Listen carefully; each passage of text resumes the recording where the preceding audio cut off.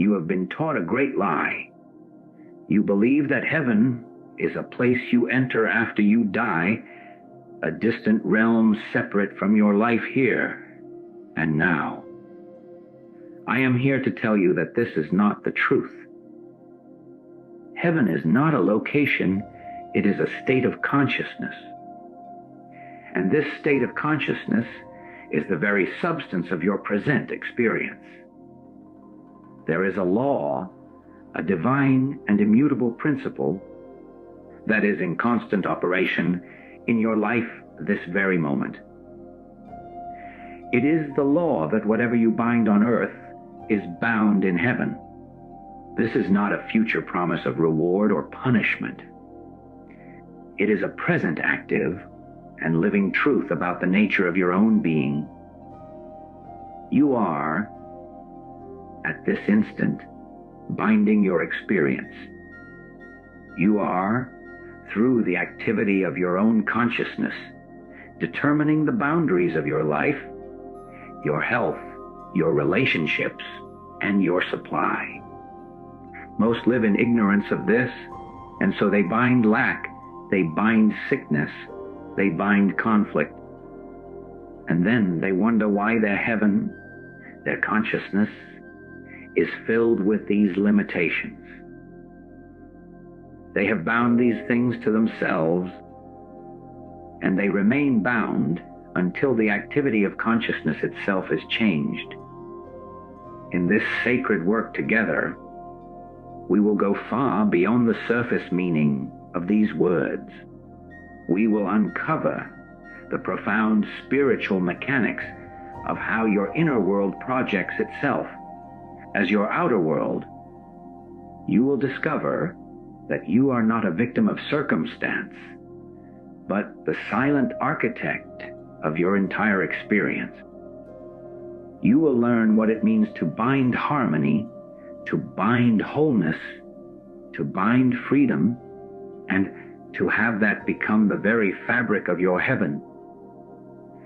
If you are ready to take responsibility for the state of your own consciousness and to witness its perfect activity manifest as your life, then you must engage with this work not as a spectator, but as a participant in your own awakening. Subscribe to this channel is not to follow a person, but to consecrate your desire for this inner knowing. And if your heart has heard the truth in these words, comment with the number 72, for it is a symbol of the complete and perfect activity of consciousness made manifest. Let this be your first conscious act of binding your intention to the truth. For most of your life, you have likely operated under a fundamental misconception, one that has kept you trapped in a cycle of seeking and never truly finding. You have looked to the outer world, to people, to circumstances, to acquisitions, as the source of your heaven, your peace, your fulfillment. You have prayed for God to change your conditions, to manipulate the events of your life to suit your desires, all the while believing that a harmonious state of being is something that happens to you rather than something that emanates from you. This is the great sleep. But the truth we must confront is that heaven is not a prize at the end of a righteous life. It is the very substance and quality of your awareness in this present moment. It is the inner kingdom, the atmosphere of your own soul, the very ground of your being. Consider the simple, yet profound, experience of waking up on an ordinary morning. The sun may be shining, the birds singing, a day of potential lies ahead. Yet, if your consciousness is clouded with anxiety, with resentment, with a sense of burden, what is your world? It is a world of anxiety resentment, and burden. The external facts have not changed, but your heaven, your inner realm, is colored by the activity taking place within it. Conversely, you may face a day of genuine difficulty, with challenges appearing on every side. But if there is a deep, abiding sense of peace at the core of your awareness, a stillness that remains untouched by the outer turbulence, then that becomes your reality. The circumstances are the same, but your heaven is one of peace. This is not a psychological trick. It is the operation of a spiritual law. Your consciousness is the projector, and your experience of life is the screen upon which its contents are displayed. This understanding shifts the entire responsibility for your life from the outer to the inner. You can no longer blame your spouse for your lack of joy, your employer for your sense of limitation, or the world for your fear. These outer conditions are but reflections bound to you because you have, through the consent of your own thought and feeling, bound them within your consciousness. When you harbor a grievance, you are not merely holding a memory. You are actively binding that person to you in a relationship of conflict. You have imprisoned them in your own heaven, and in doing so, you have imprisoned yourself alongside them. The conflict is not out there. It is a solid structure within your own awareness, and because it is within, it must manifest as a condition without. The same law operates with abundance. If your consciousness is rooted in a conviction of lack, of not enough, then that becomes the binding principle of your experience. You will find evidence for lack everywhere because your inner world is organized around that central theme.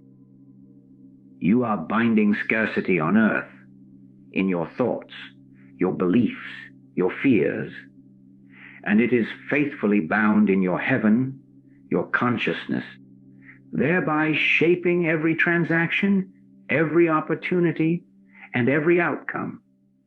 The universe is not punishing you, it is obeying. It is mirroring back to you the state of your own soul. Your world is your consciousness, objectified. This is why the mystical path is one of intense, radical self-honesty.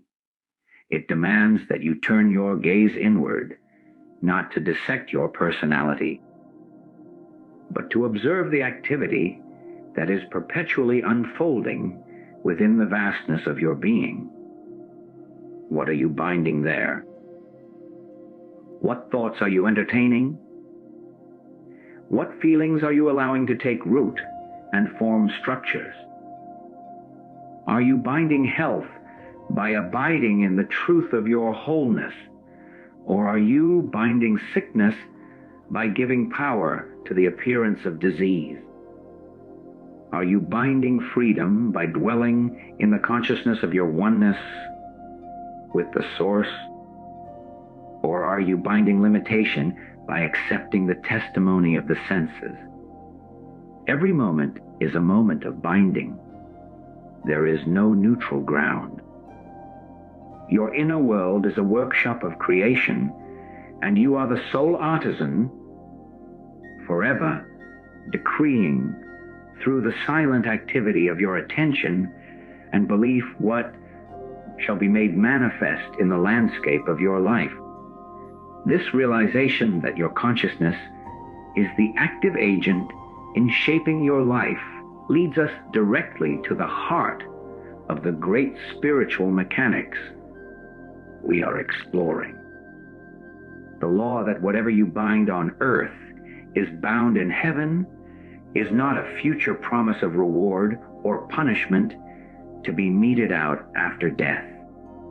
It is a present and active principle, as immediate and as real as the law of gravity. It is in operation right now, as you hear these words. You are not waiting for this law to come into effect. You are experiencing its consequences in every moment of your waking existence. To believe otherwise is to relegate your power to a distant future, to a celestial courtroom, and to miss the vibrant, living truth that your salvation, your harmony, is a present tense possibility. Think of it as the very air you breathe. You do not take a breath now and then wait for your body to receive oxygen tomorrow. The effect is instantaneous. The breath and the life it gives are one continuous activity. So it is with this law. The binding and the manifestation are not two separate events. They are a single, fluid motion. The moment you accept a thought of fear, you have bound it. The moment you rest in a feeling of peace, you have bound that. There is no lag time, no divine deliberation. The outer picture of your life may take a moment to adjust, to catch up to the new decree issued from within, but the binding itself is immediate and absolute. Your heaven, your consciousness, has already received the imprint. Consider the common experience of anticipating a difficult conversation. For days in advance, you rehearse what you will say. You imagine the other person's angry responses. You feel the knot of anxiety tightening in your stomach. During this entire period, what are you doing? You are not merely preparing for a future event. You are actively binding that event into your consciousness. You are building the entire scenario, the conflict, the tension, the hurt within your own being.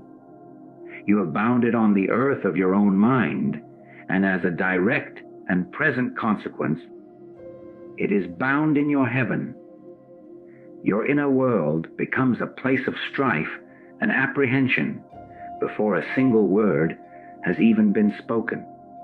The law is working, not in the future, but now. You are living in the very hell you have constructed. Now, flip that same principle. Suppose you receive a troubling financial notice, a bill you did not expect. The initial reaction may be panic, a sinking feeling of lack. This is the old, automatic binding at work. But if, in that very moment, you can consciously turn from the appearance and turn to the truth of your being, to the infinite, impartial substance of the divine, and rest there for just an instant, what are you doing? You are binding a new reality. You are not begging God to change the situation tomorrow. You are, in that present moment, establishing a new activity within your consciousness. You are binding the consciousness of infinite supply right here, right now. And that becomes your bound reality in heaven. The outer form must, by the unwavering nature of this law, conform. It may not vanish in a puff of smoke, but your relationship to it is transformed, and the pathway for its harmonious resolution is established the very instant your inner stance shifts. This is the great work. It is the moment, by moment vigilance, over what you are allowing to become active within you. It is recognizing that you are not at the mercy of a capricious universe, but that you are in a constant, dynamic relationship with a principle that never sleeps and never deviates. Every thought is a seed, Every feeling is a decree. The phone call that interrupts your peace only has the power you grant it by binding it to your consciousness as an interruption. The traffic jam is only a prison if you bind it as such within your mind. The law is always present, always active, and it is always reflecting back to you the exact quality and character of the kingdom you are building within through the ceaseless, silent activity of your own awareness. This brings us to the very crux of the matter, the point where theory meets practice and understanding becomes power. If it is true that this law is perpetually active, then we must ask the most critical question: what, precisely, is the mechanism? How is this binding accomplished? The answer is both simple and profound, and it lies in the very fabric of your inner world. Your consciousness is constantly binding your experience.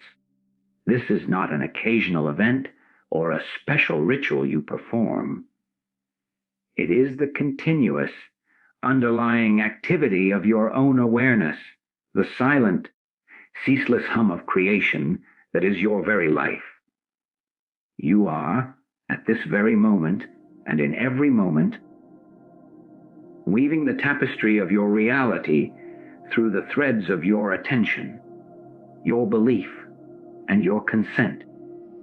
Think of your consciousness not as a blank slate, but as a vast, fertile field. This field is never fallow. It is always yielding a harvest. Every thought you entertain, every belief you hold, every feeling to which you grant residence is a seed you are planting in this soil.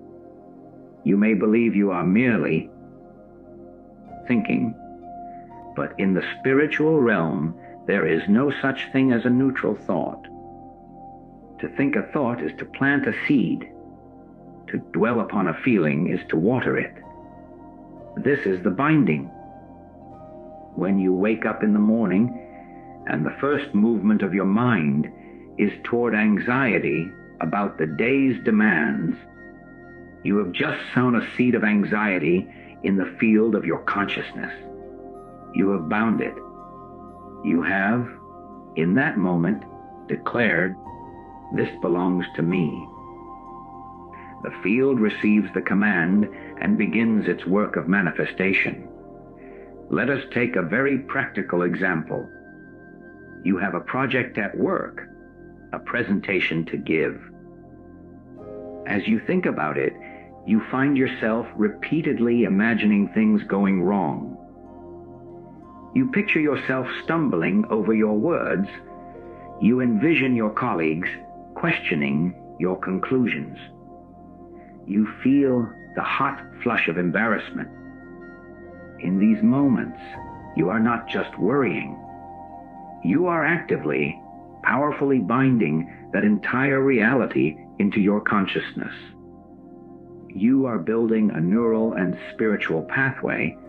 You are constructing the very energy pattern of failure and humiliation. You are, quite literally, practicing for the event you fear, and in the realm of consciousness, practice makes perfect. The law is impersonal. It does not judge whether you want this or not. It only receives the potent, living activity of your imagination and feeling and sets about to match your outer world to your inner world. Conversely, consider a moment of true inspiration. You hear a piece of music that lifts you, or you witness an act of kindness that touches your heart. In that instant, a feeling of joy, of connection, of beauty swells within you. You do not merely observe this feeling, you surrender to it. You allow it to fill you. In that act of surrender, what are you doing? You are binding the consciousness of joy, of connection, of beauty. You are planting those seeds in your field. You are decreeing, "This is the truth of my being," and the law, with perfect obedience, begins to orchestrate your outer experience to reflect this inner truth. You may find yourself meeting kinder people, seeing more beauty in your day, because your inner world has been calibrated to attract it. This is why passive hearing is not enough.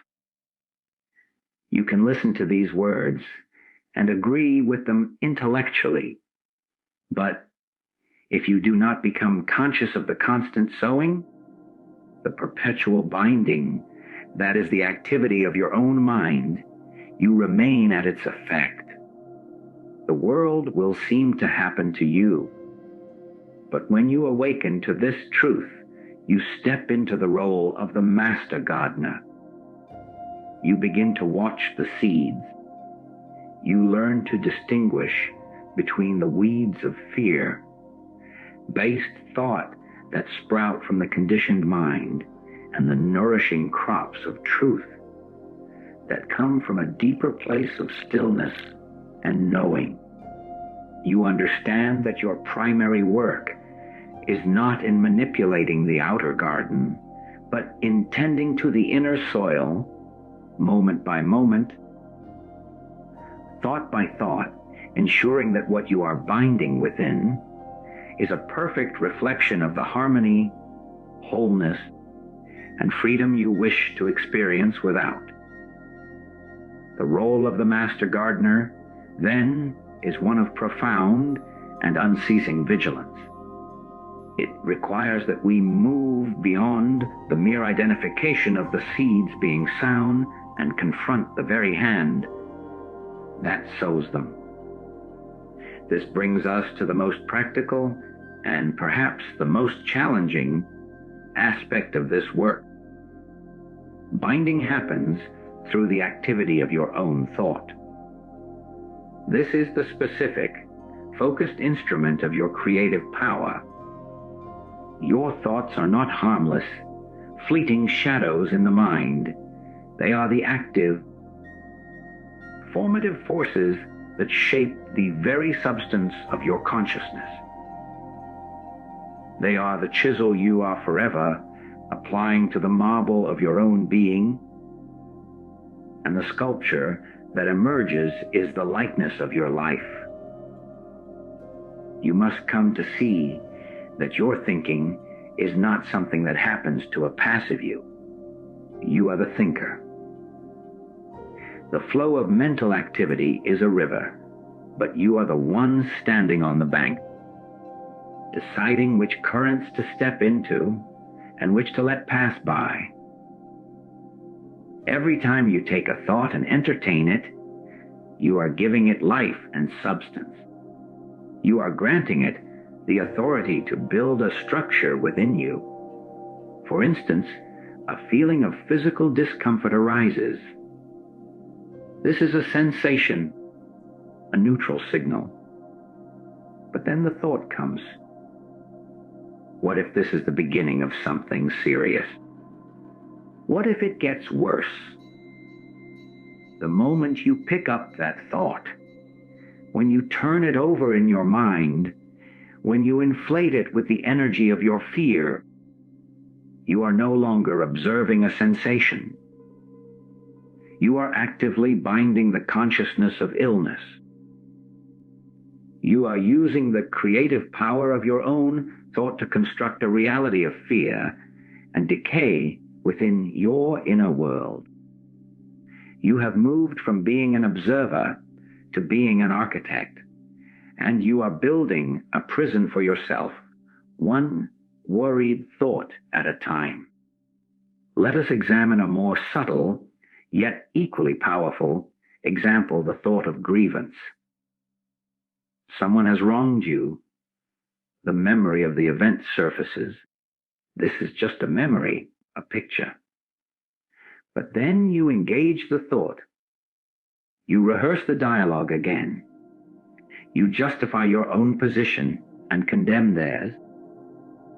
You feel the anger and the hurt as if it were happening now. In this process, what are you doing? You are not merely remembering. You are actively binding that person to you in a chain of conflict. You are using your own thought to keep them and the pain they caused alive within your consciousness.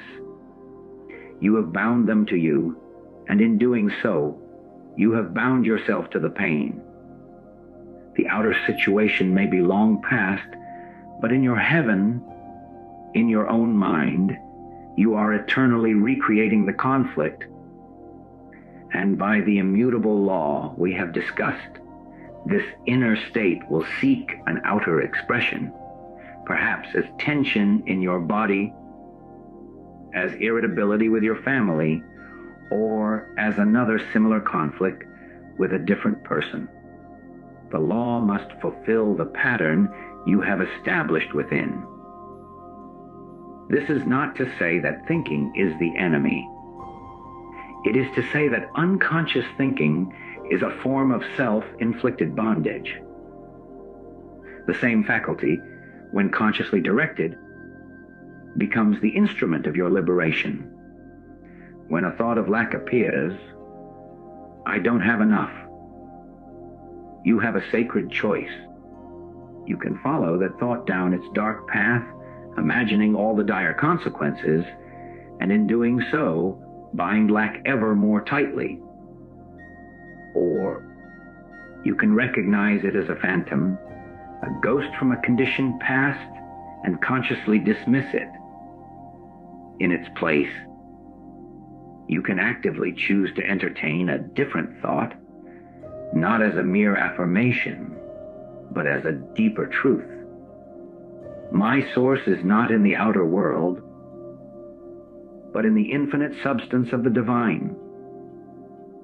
As you dwell on that thought, as you rest in the feeling of its truth, you are performing a new act of binding.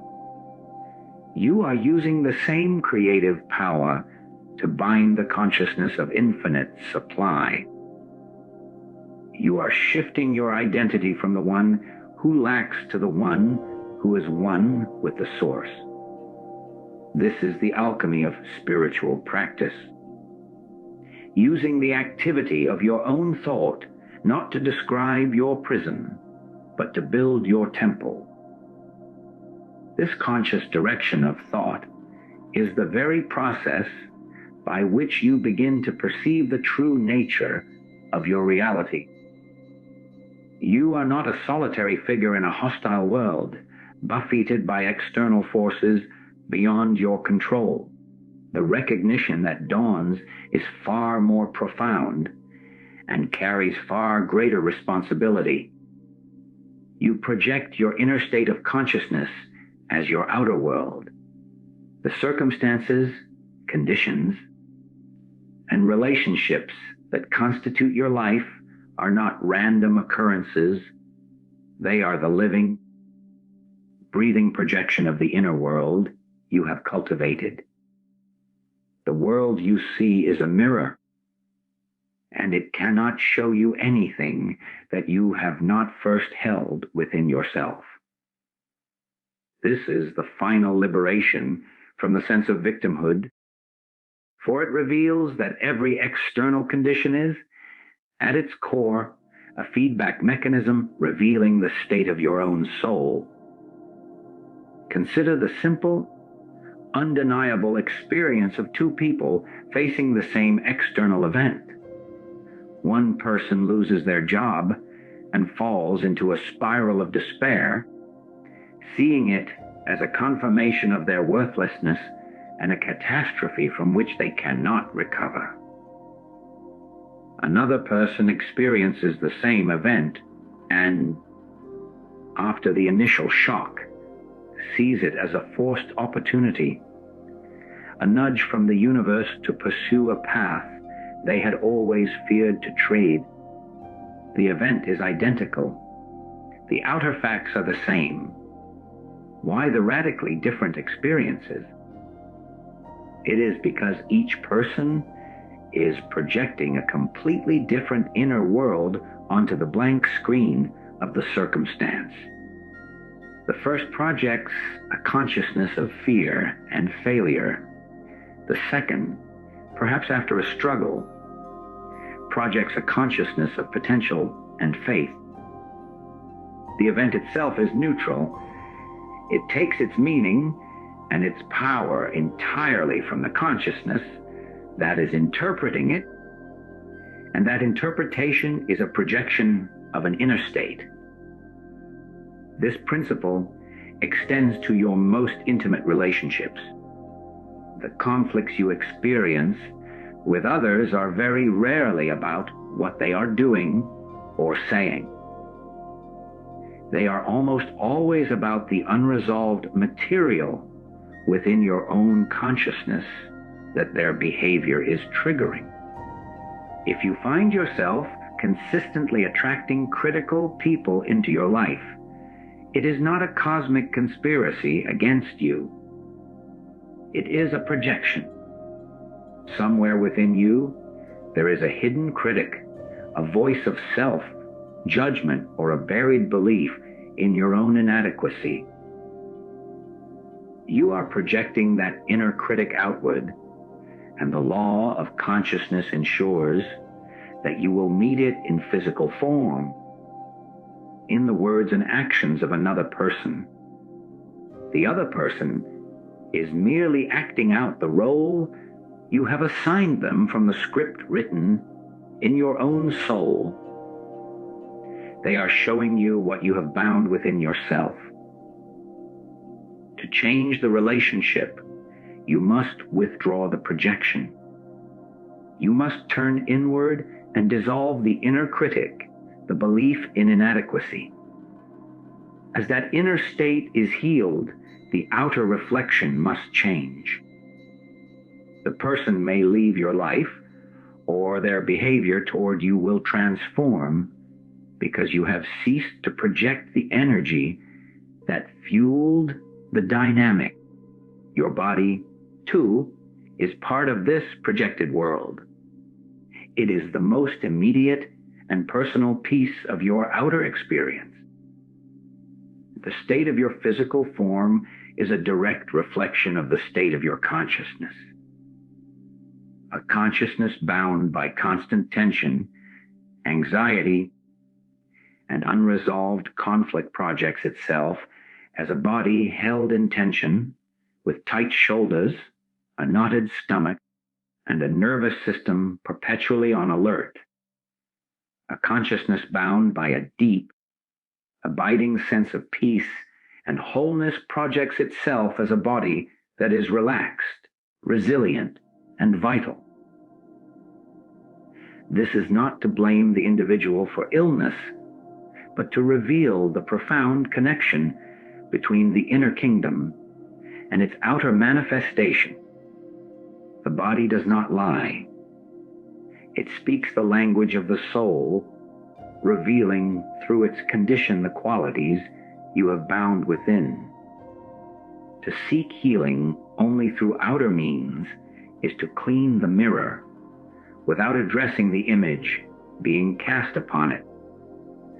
True healing begins when you change the projector, when you consciously bind wholeness, peace, and harmony within your awareness, and allow that new projection to reorganize the very cells of your being. The outer world, in all its aspects, has no independent authority. Its only power is to faithfully report back to you the current activity and state of your own consciousness. This brings us to the ultimate and most empowering conclusion, the truth that sets you free from a lifetime of helplessness. When you fully comprehend that the outer world is a perfect projection of your inner state, the entire illusion of being a victim of circumstance shatters.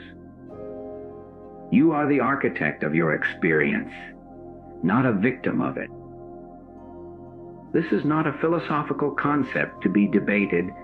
It is a living reality to be embodied. It means that the power you have been seeking in external solutions, in changing other people, in manipulating conditions, has been within you all along. You are the silent, causative force at the very center of your universe. And the world you inhabit is the manifest blueprint of your own inner designs. Consider the profound shift that occurs when you stop saying, "This situation is making me angry," and instead acknowledge, "I am using this situation to generate the experience of anger within myself." The first statement is the cry of a victim, powerless before an external force. The second is the declaration of an architect recognizing their own creative power, even if it is currently being used to construct a prison. The situation itself is neutral. It is the meaning you assign to it, the resonance you find within yourself that determines the experience. The noisy neighbor, the demanding boss, the traffic jam, these are all empty vessels.